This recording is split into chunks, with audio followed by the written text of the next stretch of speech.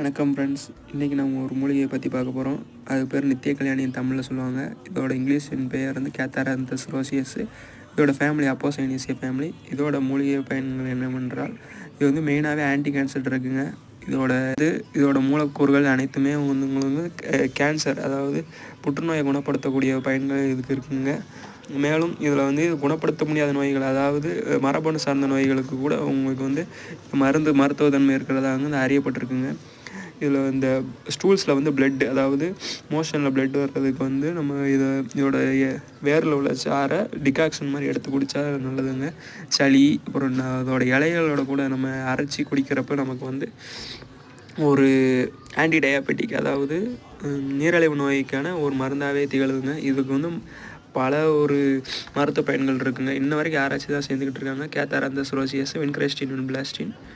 நன்றி, வணக்கம். இதோட